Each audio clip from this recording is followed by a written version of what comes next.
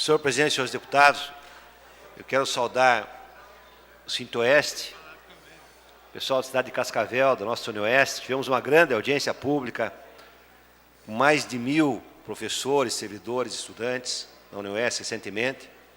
Saudar também o Sindisaúde, a APP Sindicato, que mais uma vez traz uma análise profunda, séria, e também o Forte Servidores, sobre o que acontece com a aprovação desse projeto, se infelizmente ocorreu hoje, 556. E como já falou o deputado Tadeu Venere e o deputado Lemos, eu vim me associar à fala deles, para destacar esse momento muito triste por que passa o Brasil e o Paraná. Aliás, o Paraná, consolidando hoje a aprovação do PL 556, ele se submete, adere, mesmo que de forma indireta, à PEC do congelamento de gastos, pelo menos pelos próximos 2 anos, abrangendo, portanto, o ano 2018 e 2019, que os servidores públicos do Poder Executivo ficarão sem ajuste salarial, sem nenhum ajuste. Como bem destacou o professor Lemos. A última oportunidade que o governo do Estado tem de realizar o reajuste é esse ano 2017. Portanto, todo o esforço dos servidores públicos do Poder Executivo deve se aprofundar, se ampliar nesse momento histórico pelo qual nós estamos vivendo. Porque o governador, não realizando nenhuma proposta de aumento agora, ele vai segurar o aumento por 2 anos no mínimo. É uma situação muito triste, porque não se trata apenas do reajuste, trata-se do congelamento por 2 anos das despesas do Estado paranaense. Na educação, na saúde, a educação abrangendo as nossas universidades, na segurança pública e assim por diante. Ou seja, mesmo que cresça a receita como está crescendo acima das previsões que o governo propagou ano passado e no começo desse ano, mesmo crescendo a receita, nós estamos amarrados, então, a aumentar a despesa apenas do percentual da inflação. E como nós sabemos que existe um crescimento vegetativo pelas promoções, progressões e as mínimas contratações novas necessárias, não haverá aumento nenhum nas despesas do Estado. Esse é o quadro básico do retrocesso conservador que precisa, do ponto de vista ideológico, transformar os servidores públicos no bode expiatório da crise. Aliás, isso é o que fez o todo-poderoso secretário de Finanças, quando falou com todas as letras aqui desta casa que o servidor ganha muito bem, que teve aumento muito acima da inflação e que não pode reclamar. E o próprio governo articulou ao longo do ano parceria com alguns sindicatos de pequenos municípios, sindicatos do patronato rural, que mandaram para todos os deputados e-mails pedindo que a gente apoiasse o governador e não dar reajuste, porque o servidor só tem vantagens, ganha mais que a iniciativa privada, não tem nenhum prejuízo pela crise, tem estabilidade e assim por diante. Quando uma sociedade civilizada deve, pelo contrário, deve entender e valorizar o servidor público, que é justamente aquele espaço de avanço na sociedade. Se não existe um espaço público, o servidor público com estabilidade, sendo o farol para os demais trabalhadores da iniciativa privada, o retrocesso é muito profundo. É exatamente o que está acontecendo no Paraná e no Brasil. E o governo Beto Richa é cruel, porque, além de tudo isso, ele agiu com o terror, dividindo a categoria, cortando a hora atividade, ameaçando os servidores para não realizar qualquer reivindicação mais forte, que seriam perseguidos, prejudicando, inclusive, pessoas que faltaram com atestado médico, diminuindo em quase 80% a gratificação para professores que lecionavam, que davam aulas penitenciárias e nos centros educativos dos menores em conflito com a lei. É todo um conjunto de ações extremamente prejudiciais ao serviço público. Deputado, Vossa Excelência passa a usar o horário do grande expediente. Mas isso é apenas uma amostra do que está acontecendo no Brasil e também no Paraná. Nós estamos nos aproximando progressivamente do Estado fascista. Recentemente, um general do Exército propõe a volta dos militares e o ministro do Exército simplesmente silencia diante dessa ameaça de volta aos militares. E, infelizmente, uma porcentagem da população brasileira, que é muito bem expressa pelo perfil do deputado Bolsonaro, aplaude nas redes sociais a possibilidade de volta aos militares. Ao mesmo tempo, o Brasil se transforma num Estado policial, onde não se respeita mais o devido processo legal. Esse quadro é marcado tragicamente pelo suicídio, na manhã de ontem, do reitor da Universidade Federal de Santa Catarina, que foi execrado publicamente, como se tivesse roubado ou participado do roubo de 80 milhões de reais, preso.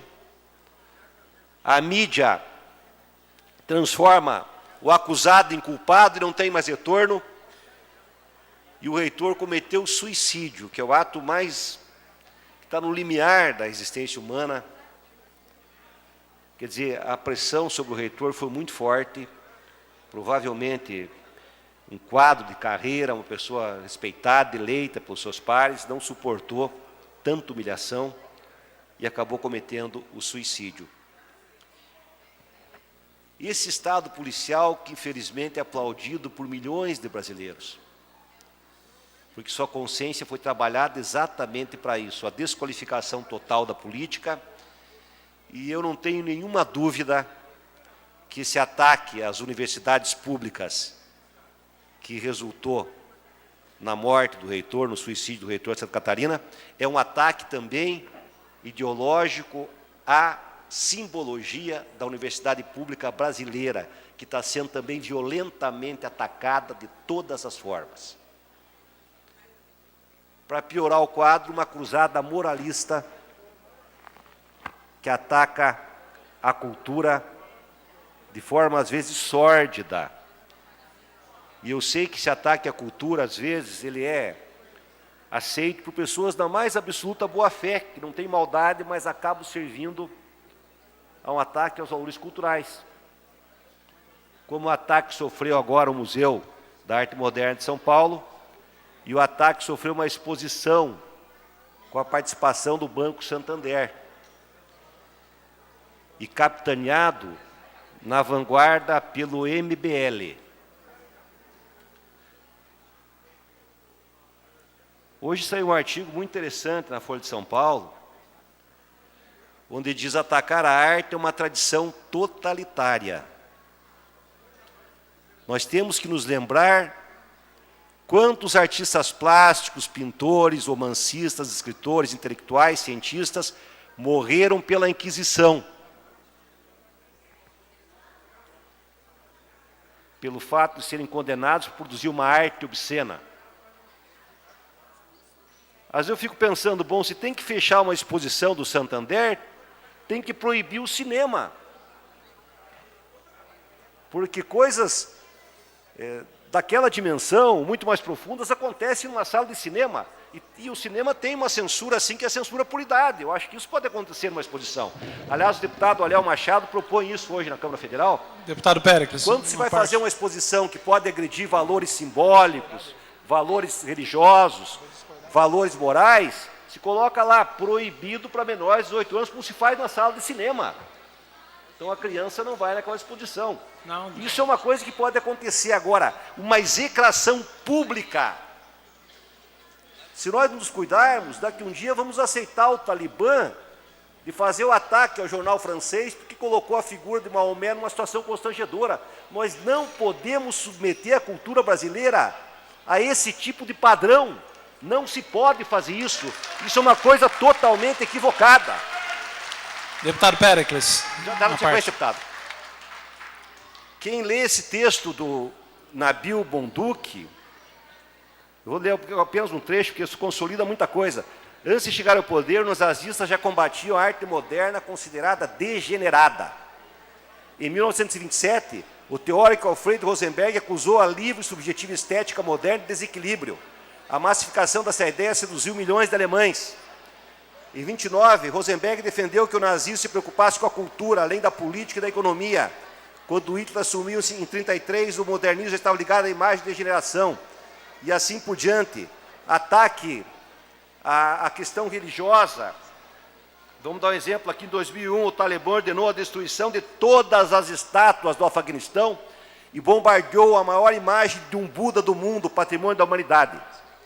Somente Alá, o Todo-Poderoso, merece ser cultuado. O Estado Islâmico destruiu a cidade assíria de Nimrud, um museu em Mossul, Iraque, e as ruínas de Palmira, Síria. As obras estimulavam a adoração de imagens contrariando o islamismo. São muitos exemplos de tolerância religiosa e repressão cultural de censura promovidos pelo totalitarismo.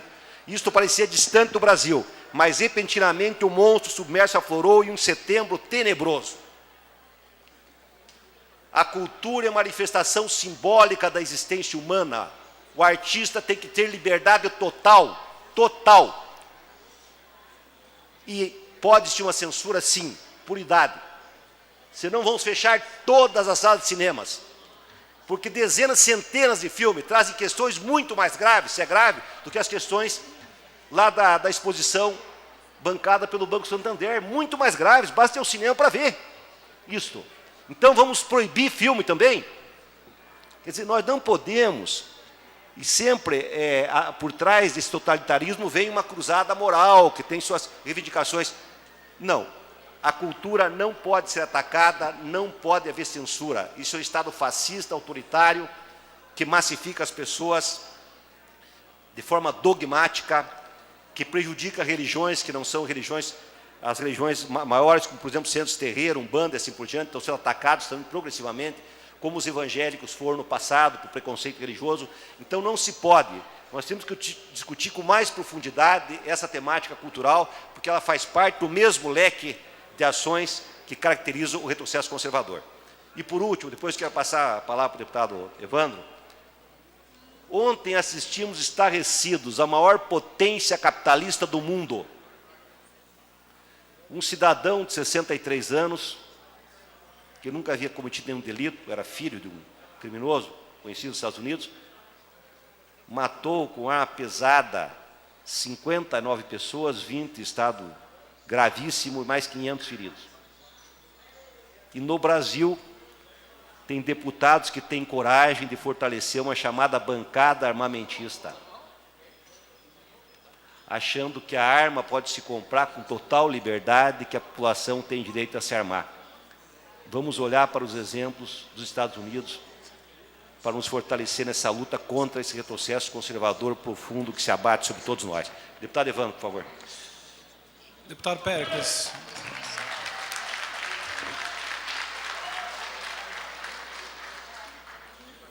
Eu ouvi atentamente o vosso discurso, concordo com boa parte do seu posicionamento, e o senhor me conhece aqui nessa casa, eu acho que eu posso ser chamado de tudo menos de fascista, pelos meus posicionamentos aqui.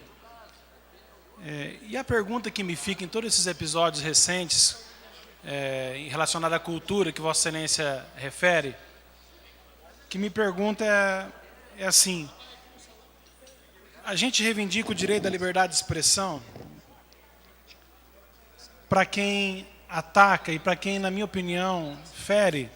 No caso, o que justificaria você escrever palavras relacionadas à questão sexual em hóstias, que é um símbolo sagrado da minha religião, por exemplo, católica? O que justifica isso? Por que quando a gente critica, a gente é moralista e a liberdade de expressão dá o direito de ser o que quiser, e atacando, inclusive, questões tão delicadas? Eu acho que, será que liberdade de expressão, nesse caso, ela é só para um lado, é só para um tipo de posicionamento? Essa é uma questão que fica... Eu acho que a gente precisa refletir de maneira profunda isso. Como é que, de repente, a gente tem, em nome da arte, uma manifestação que pode ser considerada até uma incitação à pedofilia. E isso também é protegido pelo véu da liberdade de expressão, porque se trata de uma manifestação cultural e artística. Eu acho que a gente precisa aprimorar esse conceito, deputado. E eu acho assim, não dá para sair ferindo e fazendo certas apologias a crime, por exemplo, como é o caso da pedofilia, e isso ser protegido por um manto, né, da liberdade de expressão, porque é uma manifestação cultural e artística. Então fica aqui essa menção. Eu não manifestei aqui, mas gostaria, nesse momento, já que Vossa Excelência trouxe esse assunto no seu ponto de vista, eu gostaria aqui de deixar apenas esse comentário. Obrigado. Eu acho importante, deputado Evandro, nós não podemos confundir a crítica com a censura. Todos têm direito de criticar. O senhor tem todo o direito de criticar um ataque a coisas que o senhor acredita, assim como aqueles que o criticam. Todo o direito. O senhor tem direito, por exemplo, o religioso tem direito de criticar o pensamento ateísta, tem direito. Como um ateu tem direito de criticar o pensamento religioso. Isso é um direito das pessoas a criticar. Agora, a censura, impedir pela força um artista se manifestar, isso é uma coisa muito grave. Quando o senhor fala em pedofilia, eu concordo. Por exemplo, eu defendi aqui, nós nunca conseguimos aprovar, vários deputados defenderam, transformar a homofobia em crime. Isso pode ser transformado em crime por lei, eu concordo com o senhor, como a pedofilia é crime. Se a pedofilia é crime, se o fascismo, o nazismo é considerado crime, pregar assassinato de judeus é crime, e isso sim tem que ser censurado e criminalizado, eu concordo totalmente com o senhor. Mas há uma diferença que às vezes pode ser tênue entre essas duas coisas. Um artista tem o direito de colocar sua crítica ao sagrado. Ele tem direito. Porque se nós não acharmos isso, então o Talibã que entrou no limite dessa visão, chegou a cometer uma violência bárbara, porque a figura de Maomé estava sendo dessacralizada. Então nós não podemos comparar, a crítica sempre ela pode acontecer, para qualquer forma. Eu tenho que chegar aqui e dizer, olha, essa exposição é ridícula lá no Santander, é um direito meu. Eu jamais iria numa exposição dessa, porque fere questões que eu acredito. Eu jamais deixaria um filho meu passar perto. Isso é um direito meu, pessoal. Agora, impedir, censurar uma exposição, eu vivi isso em Ponta Grossa quando era vereador, vi coisa interessante. Fiz uma exposição em Ponta Grossa, a Câmara, por maioria dos votos, exigiu fechar a exposição. Quem se aliou ao meu discurso foi uma empresária de Ponta Grossa, da UDR, que era ideologicamente exatamente oposto em mim. Ela disse, olha, eu levei inclusive a minha filha na exposição, não vi mal nenhum, mas tem o direito dela. Agora, claro que o Estado pode censurar por idade, isso eu concordo. E nós podemos criminalizar, por lei, tudo aquilo que propagar crime. Pedofilia é crime. Se uma pessoa está propagando a pedofilia, ela está cometendo um crime. Mas eu me refiro, deputado, à retórica de que exatamente o que o senhor está dizendo, qualquer crítica a esse tipo de manifestação cultural acaba sendo tido como fascista. Existe uma ditadura também reverberada de quem discorda ou quem pensa diferente não pode se manifestar. Concordo. Daí é fascismo ao contrário, porque impedir que o senhor se manifeste e critique a exposição Santander é uma coisa. Agora, banir a exposição, certo? Exigir o fechamento da exposição e ações agora no MAB, aí propondo censura, isso eu acho que é errado.